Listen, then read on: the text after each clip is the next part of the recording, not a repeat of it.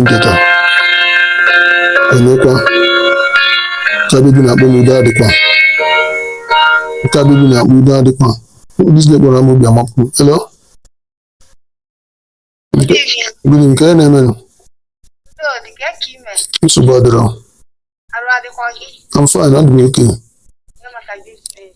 thank God rain dey one person something you don't call me anything sha but we still thank God It's raining everywhere. It's normal something. abi Baby. Odogu one dey miss quite you. Get him.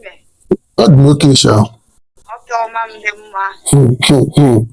ụkwa nwaanyị ka anyị na-etu na afọ etu ka anyị na-ahapụ m udo adịkwa ka anyị na-ahapụ m udo adịkwa chelu ọ dị ka ịchọghị na m ego ọ dị ka ịchọghị ego I'm going to get a chin and make a drop out. Just have no happy. Becoming done now.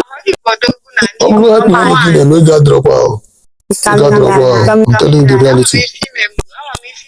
One no day, no be now. I know what you can do. One no day. I'm going to get the delivery of Moko. I'm mobile man now. What can you do? Just 150. Oh, 150 now, but just. My friend.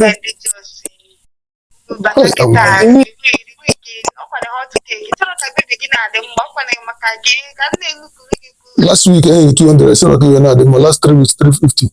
350 now even on 150. Even now the man now them this is my one can get my bear. What am I going now? Is okay.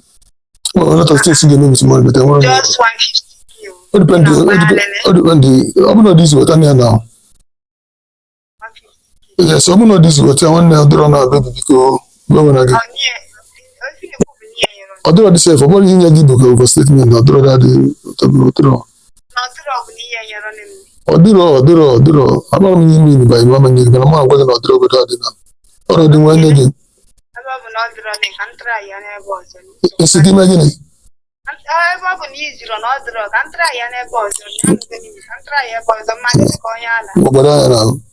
I'm not reading myself, but I'm not going here.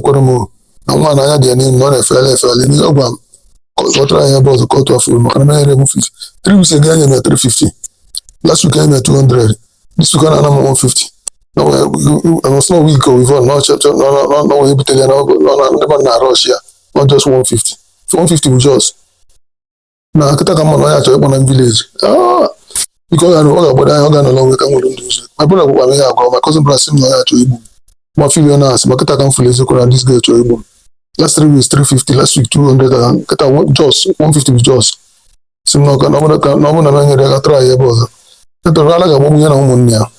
I got what she has. I try a bother. Of come again, I'm on a